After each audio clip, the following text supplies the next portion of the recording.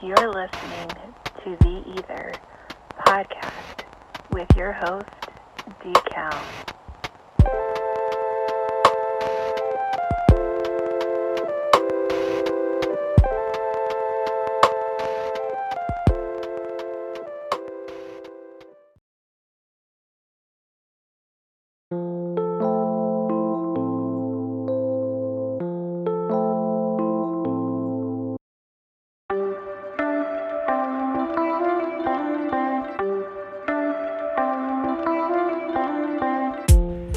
Ladies and gentlemen, what it do?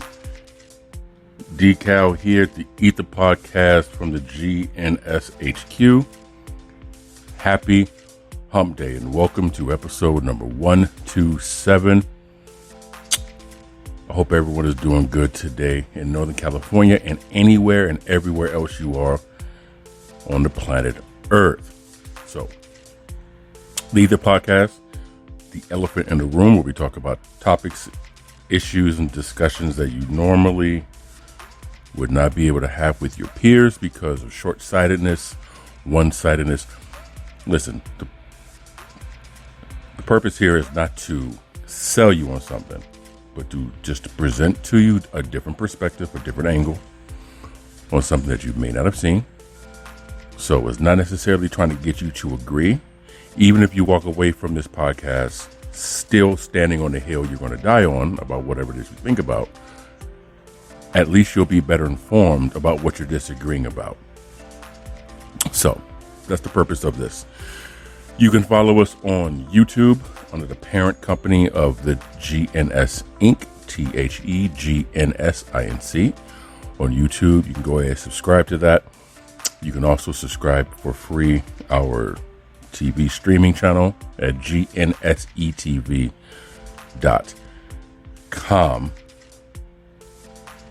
Want to give a shout out to our sponsors for Mile Clothing Line, also to RTS.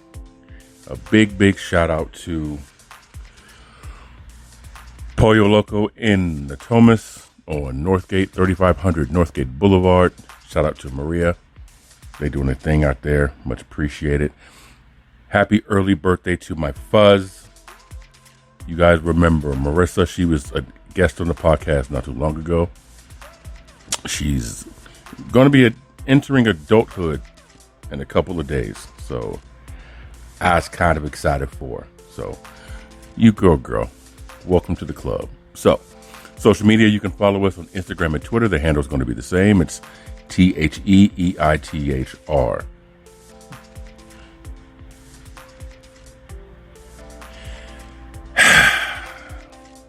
Just trying to see how I'm going to approach today's topic because I think it's going to be a good one. So just trying to make sure I give it to you right so you don't take it wrong, as my brother Oso would indubitably say. So just thinking about that. So anyway, if you're new to the podcast, welcome. If you're welcome back. So we like to start this thing off with a shout out, and we like to do inspirational, motivational. So I want to give a shout out to everybody here in Sacramento for surviving the most atrocious, ridiculous wave of heat we've had in a minute. I'm not gonna lie. It's not Death Valley, California hot, but it's been stupid. So I just want to go ahead and put that out there. Inspiration, motivation. Understand this right here, ladies and gentlemen. Focus on the step in front of you, not the whole staircase.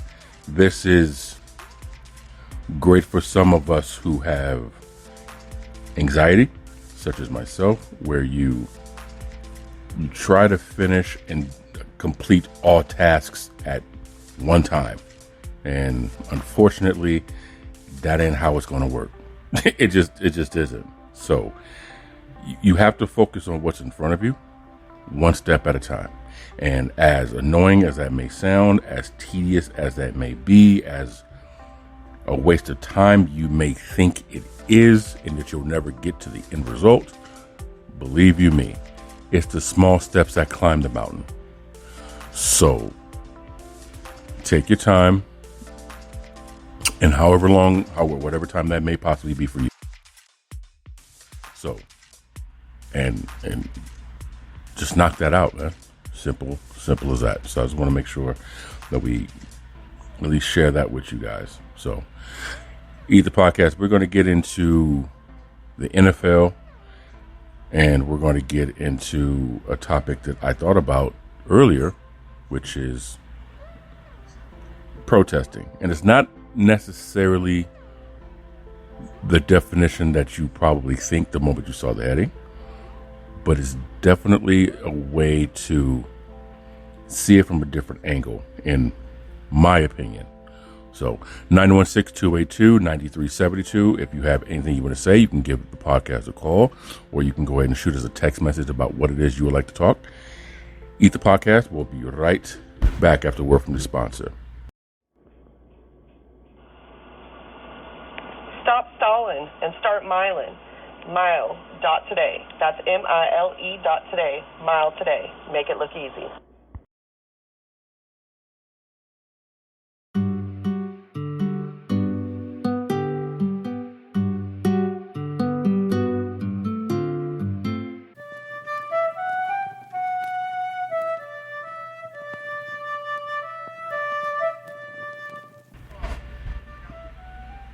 All right, ladies and gentlemen. So I'm going to start off with this. NFL. I don't know how many of you are sports fans or football fans or what your team is. But I want to talk about this one thing because it kind of affects everybody collectively. And that is the certain position on an NFL team that tends to be getting a little bit of disrespect. Well, depending on how you look at it. So, if you are familiar with how football teams work, whether it's high school, college, pro, arena, doesn't really matter. There's 11 positions on offense, the side of the ball that tries to score. And there's 11 positions on defense, the side of the ball that tries to stop the other team from scoring. One of the most grueling positions. Now, they say quarterback is the most important position on an American football team. I highly disagree. The late John Madden, Coach Madden, he would argue that the offensive linemen are the most important because that's your protection, that's your wall. I tend to agree with Coach. In addition, those big hogs up front, man, they take contact every single play.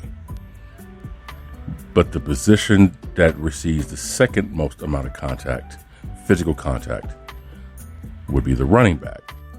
And that's kind of where my discussion is for today. The NFL running back apparently, seemingly, tends to be becoming extremely obsolete in today's NFL. Now, some of you may remember running backs like Barry Sanders or Bo Jackson or Priest Holmes from the Chiefs, LaDainian Tomlinson from the Chargers, Terrell Davis from the Broncos, Jerome Bettis from the Steelers, Jamal Lewis from the Ravens, Ricky Williams when he played for the Dolphins and the Saints. All these different running backs, right? At least of today's era. You can go back to Sean Alexander. You can go back to the Nigerian Nightmare. You can go back to Marcus Allen. You can go back to Larry Zonka. All these cats, right? Anybody who understands football even a little bit, the running game sets up the passing game. The running game is what makes the quarterback's job that much easier to pick apart the defense. Because if everyone thinks they're going to be running, you can easily, what they say, go over the top, which means you can throw the ball down the field because everyone's rushing the line of scrimmage. Well, I believe the shelf life, what they say, for NFL running backs, their careers are like 4 to 5 years maybe of great production. So you have a really small window. So basically, after their second contract, teams are starting to have this mindset that running backs are becoming useless, especially in today's world, because the NFL now has geared more towards a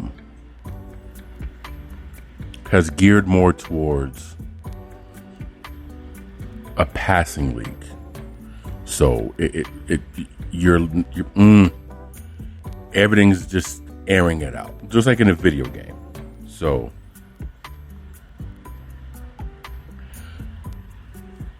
the running game is becoming obsolete. Running backs feel we should be part of it because some running backs, like Christian McCaffrey for the 49ers,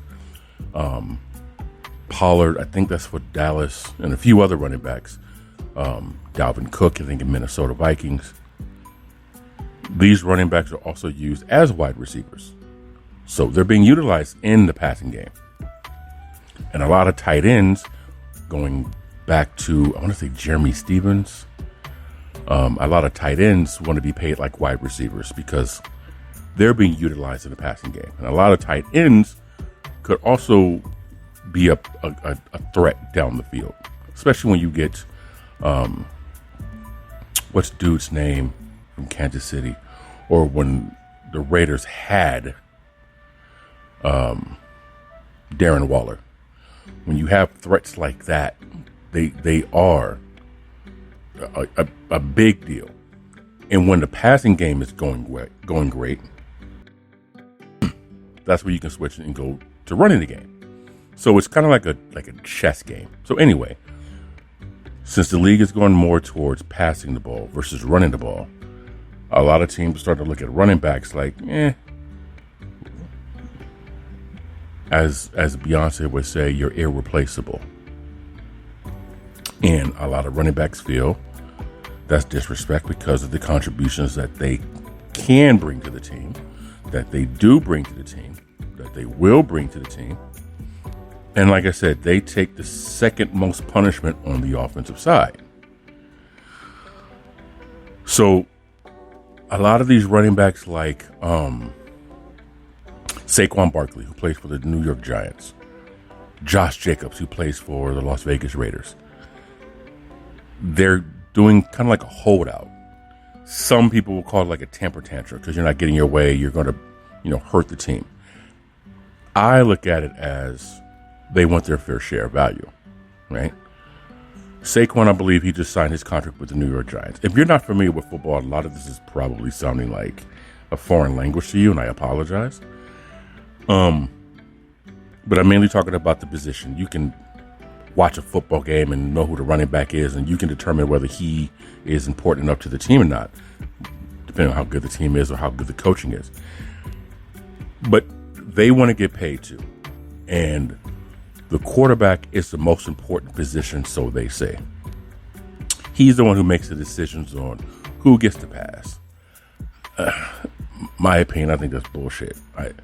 You can have a great quarterback and a crappy coach. I'm sorry, I'm biased. Derek Carr, as a Raider fan, was a hell of a quarterback. He just had incompetent coaching. When that man had competent coaching, the Raiders were great. And he happened to break his leg that year. God, that was annoying. But when he had competent coaching, he was a solid dude. When you have incompetent coaching, you get what the Raiders have been for damn near 30 years. Right? A great coach, Andy Reid. Even though I hate the Kansas City Chiefs, the Kansas City Chiefs, Andy Reid is the truth when it comes to coaching. Andy Reid is like it. He doesn't have as many championships as Bill Belichick in New England, but Kool-Aid Man is it. He is a quarterback whisperer, straight up and down. So when you have a coach who makes the playbook cater to the players, I feel it's a different thing. Philadelphia with Jalen Hurts, killing the game. right? When you have a coach that understands, okay, my players are good at this, so we're going to create an offense that can do this. I feel a lot of coaches, they're set with their style of play, with their coaching, with their playbook, with their play selection, and you're going to work this. If not, we're going to get rid of you. And if you got a player who doesn't fit your scheme, he gets, viewed as a horrible player or overrated or a bust or overpaid or whatever the case might possibly be. So with running backs, if you have a competent coach or a creative offensive coordinator, you can make that running back into a threat to where you can utilize them in your offense. Again, this is my opinion. And I'm more of a defensive type of person. So when me and my brother Andy would play Madden, like back in the day, it was kind of fun. Because what he would do is he would run all the offensive plays. So when the team was on offense, he had the control and he would do his thing, and I kind of just sat back and watched. I would kind of give my little quote unquote insight to what the defense might be possibly doing. Again, it's a video game. We're just sitting on the couch and sitting on a chair, just doing what boys do, right? And then whenever we went on defense, he handed me the controller, and it was crazy because I would put players in certain positions and try to throw everybody off. And it was a very unorthodox style of how to play defense from my mind. And I was just being very creative in the scheme. Running backs are a crucial part of an NFL team. They're your bell cow. You take that running back, and if that running back is extremely gifted and successful at his job, the defense is going to have to respect him. LaDainian Tomlinson played for the then San Diego Chargers. He single-handedly was a problem for my Raiders. This man not only ran for touchdowns against the Raiders defense, he passed for touchdowns. A running back would pretend to be quarterback and would throw the ball to somebody and catch it for a touchdown. He caught passes. Listen, back then, probably still now, you can take, Grant High School could damage the Raiders defense right now, right? They're just abysmal. And I think that's because the coaching is, I don't know what the hell is wrong with the coaching. They don't know how to coach. That's just my opinion as a fan watching the game. So your running back can wear down a defense. Your running back is the bruiser. Your running back is like the wrecking ball. Shout out to Miley Cyrus. Listen, football games is like a 3-hour collision course of bodies running into each other at like 20 some miles per hour. You get up 20 seconds, you do it again. When you have to tackle someone like Marshawn Lynch, shit hurts. It hurts. Do that for 2 hours. It hurts. Right? And you can break a will of a team if you run the ball right. So, with that running back doing his thing, you open up the passing game. Running backs deserve to get paid. They deserve to get paid. For teams to sit back and say they're not good enough, they're not a priority, they're kind of obsolete, they're replaceable, they're expendable. Nah, bruh. Again, from a business perspective, why am I going to pay this running back $14, $15 million a year when he's going to get the ball half the time he used to? In a passing game, he's probably the third, maybe the fourth option to throw to. And we can just draft a running back, pay him a rookie salary, once his contract is up, shout out to Ariana Grande. Thank you. Next. And just have a revolving door of rookie running backs. From a player's perspective, I mean, that's kind of what my position has been the whole time. We open up the passing game. But again, the NFL right now is nothing but air. It's passing the ball all over the place. So you don't really see many running plays. It's more finesse. It's more pretty. The game has changed. It's evolved into that. So this era of fan base, this is the era of football that they do know. It's flashier. It's high scoring. I get that. The era I'm used to, you ran the ball, you bruised them, you beat them up, you wore them down, and then you would finesse them. It's body shots, body shots, body shots, body shots. Then once they're holding their ribs and they're protecting their stomach and they're crunching everything tight because you hit them in the kidney and the liver that's when you go for the head. That's when you go for the knockout blow. That's when you wear them out, and they don't know how to defend it. So they're bruised up from your running back, and they're winded from running and chasing everybody down. They don't mentally. You're exhausted. Physically, you're soon to follow. So I don't want to say certain teams are being cheap, but I mean, hey, a spade is a spade. So I think a lot of teams are just trying to find the cheap route to increase revenue while decreasing expenses, a la football player. Again, I'm just a fan who loves the sport. Well, I'm a fan who really likes the sport. I don't love it anymore like I used to. I really like it. But football is definitely something, sports now, actually, is something that I'm no longer as passionate about like I used to be. And it's because of once you learn about certain things and talk to players and relatives of players, and a lot of players have podcasts now, so a lot of their perspectives and stories are unedited and they're literally from the horse's mouth. And you hear shit. It changed how I see sports. And the kind of brain that I have is a very over-analyzing, overthinking kind of brain. So it's constantly coming up with different scenarios and different angles and perspectives to see things. And when certain things fit something that I thought about, I take note of it and kind of process it and going from there. And a lot has so turned me off from being that die-hard fan. So I'm more of a fan of the sport than I am of a particular team. I do have my team, but the passion has died down because I understand one thing about football. It's a business. It's a business.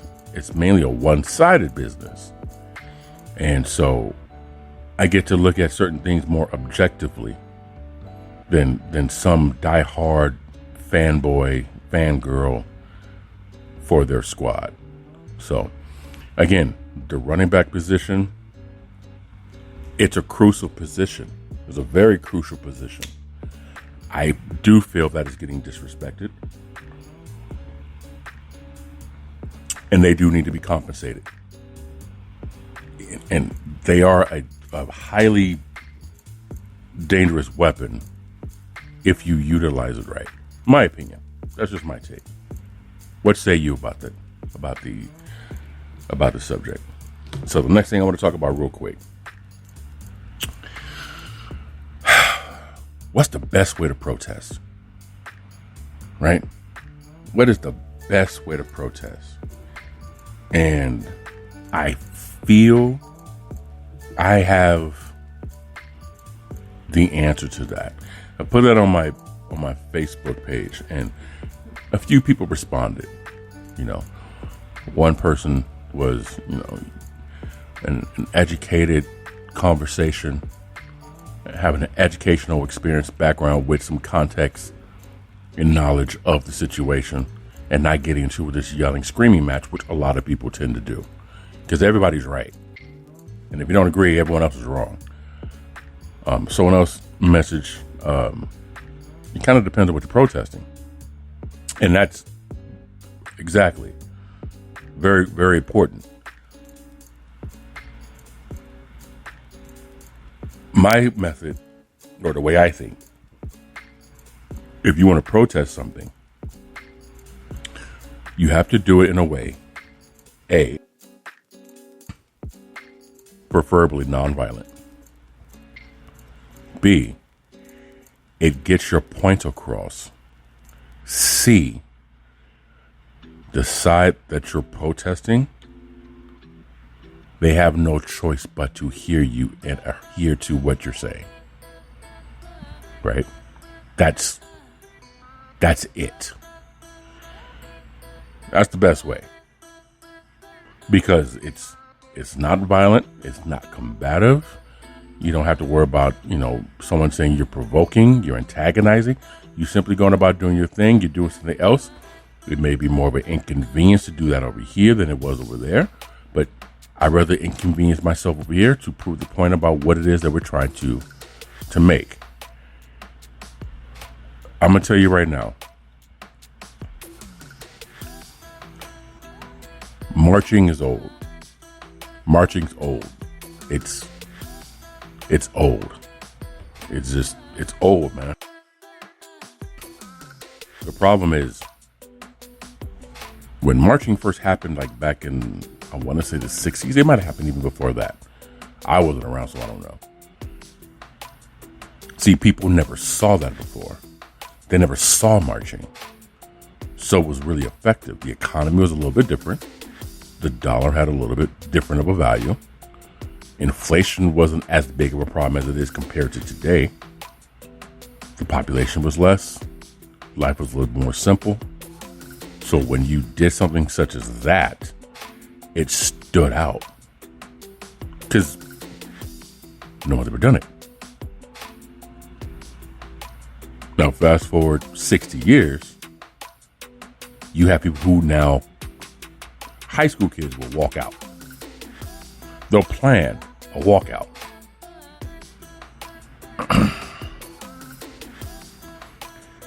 The message, the intent, okay, cool. But the message now is diluted. Because when they expect you to do something and that's what you do, there's no element of surprise now. Because guess what? They were prepared for it. They knew it was coming. They didn't know when, but they were prepared for it. So when you now go out and march and all that cool shit, they now have a situation where they can plant people to do certain things. Whether you believe that's true or not, they do. It's been proven. It's been shown. It's been documented. People plant people. Sometimes it's not an organization who does it. Sometimes it's people who just want to go out and have fun. Right? We just want to go out and be goofy because everyone else will do it. Let's take it that extra step. We don't live here. Take it that extra step and dip and be out. So now the attention goes from the cause to the vandalism. And everything else gets lost by the wayside. So if you want to protest, the best way to protest, do it in a fashion that's nonviolent, get your point across, and gets people to adhere to what you're trying to say. Right? If you guys want to protest, I don't know, man. Let's just say, okay, let's use my example of N.F.L. players, right? Running backs. Running backs feel we want to get paid. We want more money. We're an integral part of the offense. We set this up so you can do that, right? NFL is like, yeah, that's cool. Just, shut up and carry, right? Okay. Here's a suggestion that running backs could do. All running backs don't show to camp. don't show up. None of you. Granted, there's going to be some who have to because, they're second string, third string practice squad. They trying to get a job. I get it.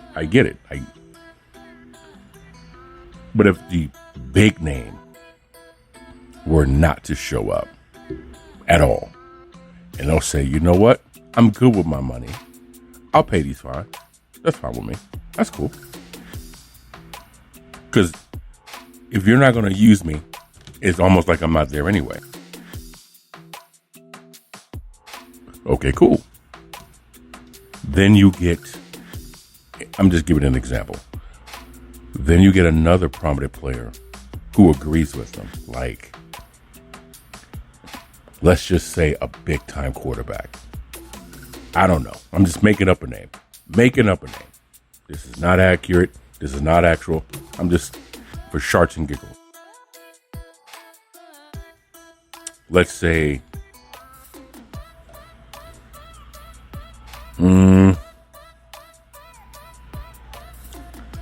Patrick Mahomes.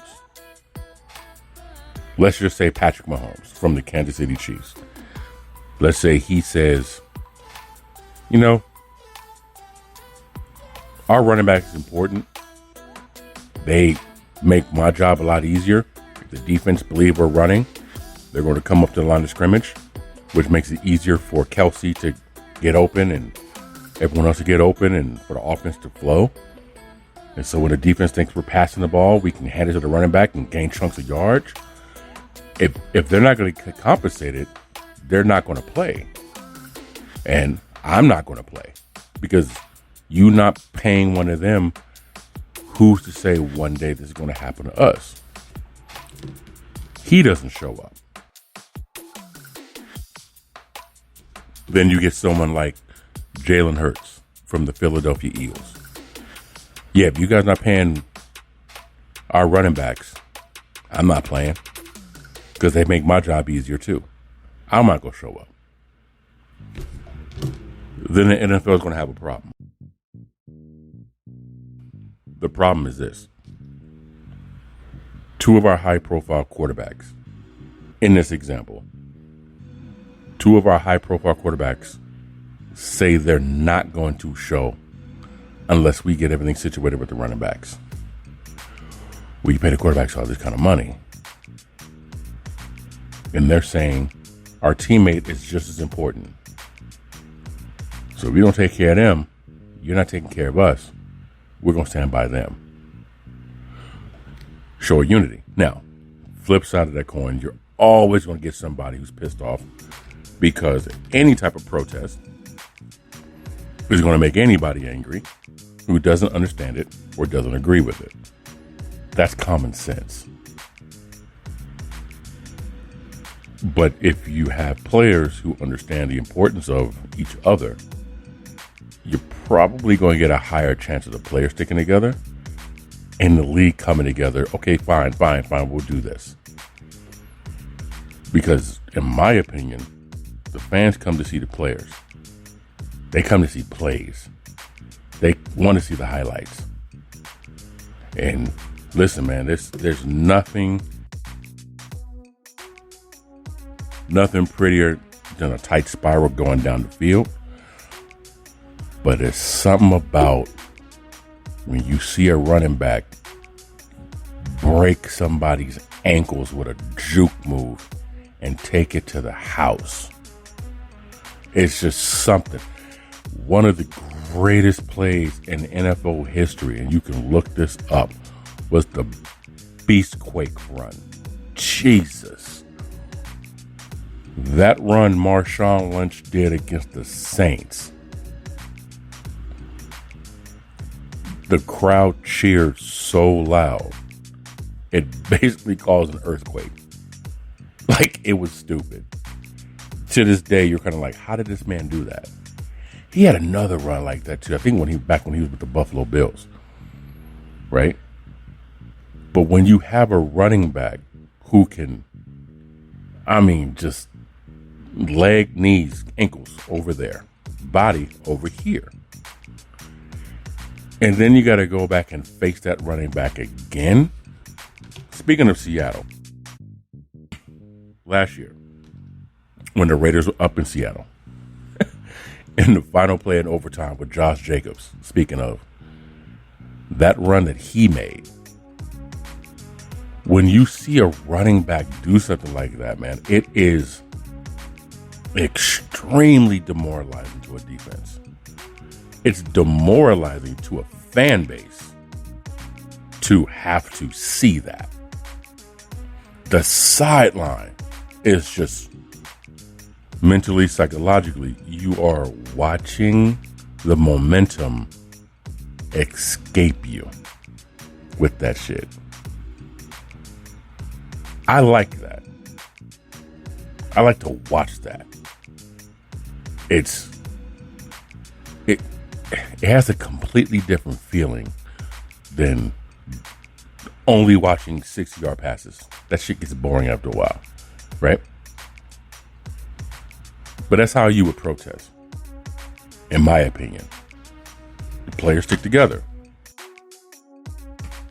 High-profile players sit back and get the backs of the players that need. Everyone's in agreement. This is this, that is their third. You make a difference. You protest in a way where the higher ups have to prevent their bottom line from being affected. Richard Bronson, owner of Virgin. You pay your people. You what is it? You train your people well enough to where they can leave. You pay them to where they don't want to, or something. Or maybe I got the two reversed. But in my opinion, you take care of your players, they're gonna take care of you. That was one thing well before my time in the 70s. The Godfather, laid out Davis. That's what he would do. He asked people, what do you want? What do you want in order for you to come here? What do I need to give you? And players would tell him, look, man, if you can just house, enough to buy a house, a car for my wife, for my kids, I'll play. I'll be like, done. He was what was called a player's coach. Eventually turned into a player's owner. The problem with that was he never got with the times that the players' mindsets have changed, because he was always trying to cater to the player. I'm going to give you what you asked for to get the best out of you. That's the exchange. And a lot of players took advantage of that because they just wanted to go for the money. They didn't want to put the work in. That's how you protest. You stop giving people what it is they want in exchange for what it is that you want. It's called a fair exchange. It's a compensation. But in my opinion, that's how you were protesting. In today's world, with everything being a hot button, best way to protest something, in my opinion, don't give it any attention. Right? That's one of the biggest issues. People give stuff unnecessary attention, and because of that, it snowballs, and it just gains all this momentum. Like the recent situation with that one song. It was a mediocre song. It didn't do well.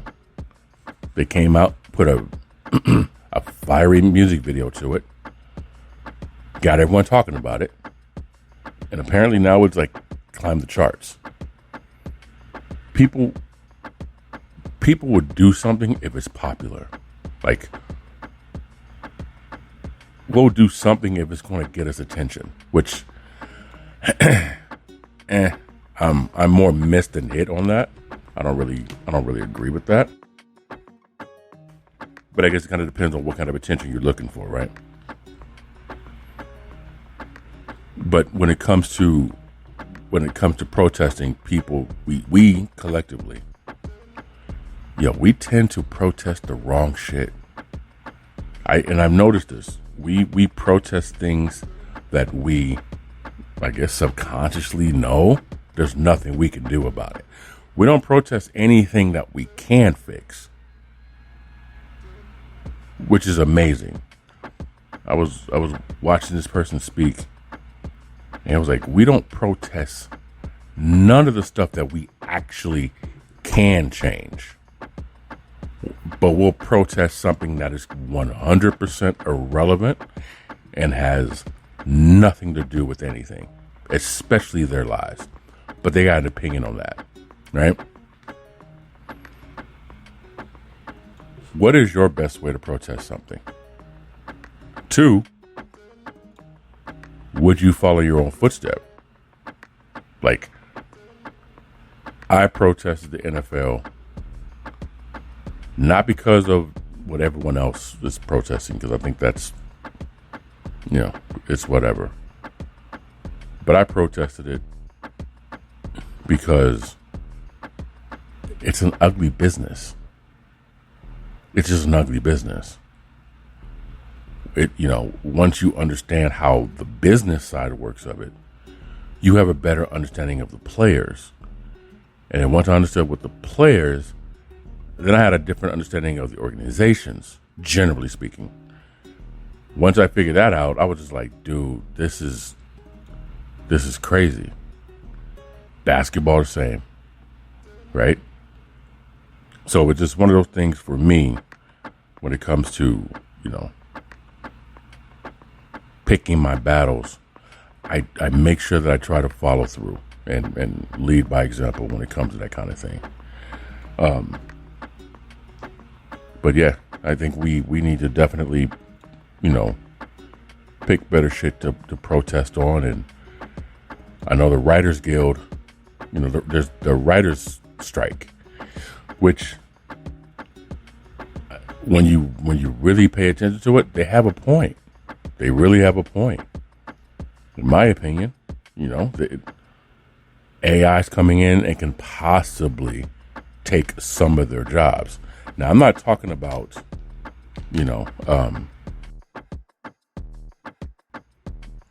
something minor, but when something's written by a person, it can be copywritten, it can be protected. If it's written by AI, it can't. I know that's one thing that, certain places want to make sure that they don't do that. But there was another article, something about the likeliness of characters so they can use it for background. And I don't know, man. My thing is, inflation is going up, pay rates ain't. Businesses, in my opinion, are trying to do what they can to cut corn, which I get it. I understand it. It makes complete sense in the world. But just like with the running back position, you can't tell me that somebody at the bottom is irreplaceable, even though they're irreplaceable. I understand the contradiction of that.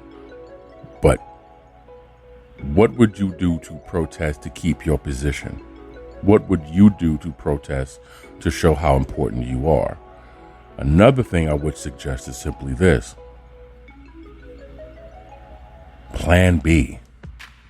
Have something else on the side to work on that starts off initially as a hobby, right? And I try to get this to as many people as I possibly know, man, because listen, I just heard about someone who's been with a job 20 some odd years, got laid off. And you would think with the seniority and it's a business. It's a business. We so quick to, talk about loyalty. And what was that one video that went viral about the man who's never missed a day for so many years at Burger King, and they got him like, what was it? A gift card to Burger King and a watch and a wristband. Something just not insulting, but it was, I'm sure they did the best they could with what they got. But Burger King, really got embarrassed when the world found out, and people kind of, was like, yo, this is stupid. Like, pay that man. Show some gratuity. Like, don't give him a $20 Burger King voucher. You know what I'm saying? Like, don't do that. Like, take care of him. And if folks really, paid attention, that's kind of how protesting was supposed to be like. You saw something injustice going on with somebody, and you came together to fix that problem, to remedy that problem. That's the goal, right? That was it. And I think a lot of people just lost that. They lost that. They lost it and they never taught it. And I can tell you right now, the issues that have happened 60 years ago, those issues still exist. They're prettier. They're more digital. They're a little bit more inclusive, but they're still around. Still around.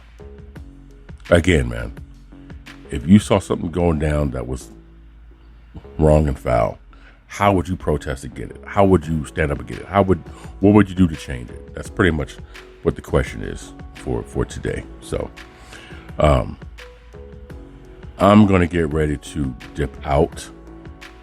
Just so you guys know, we are going to be expanding the GNS HQ.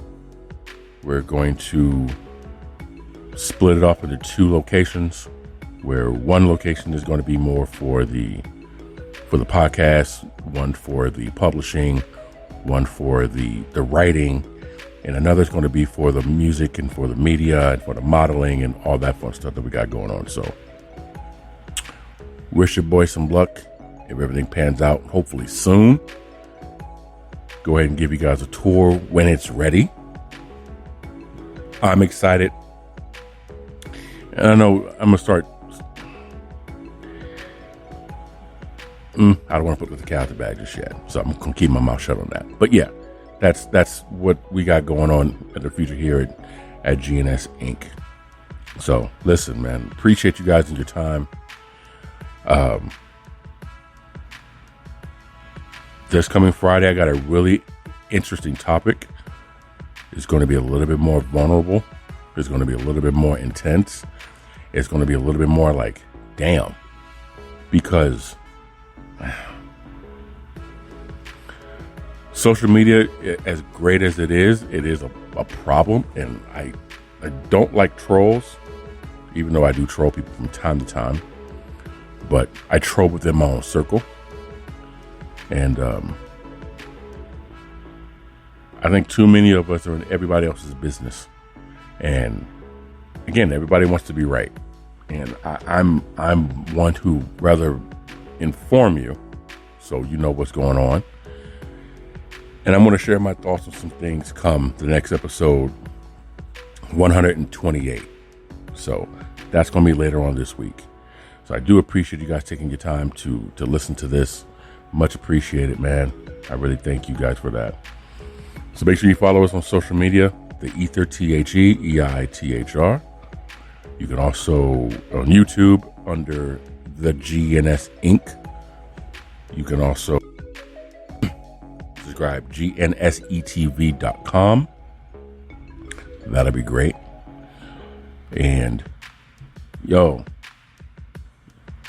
these RTS Cadence running shoe that I made, yo, they're pretty dope. They're pretty comfortable. RunThesestreets.net. Check that out. RunThesestreets.net. So, it's your boy Decal, the E.I.T.H.R podcast, man. God bless. I love you guys. I'll talk to you guys soon. Enjoy the weather. Stay healthy. Drink water. Stretch.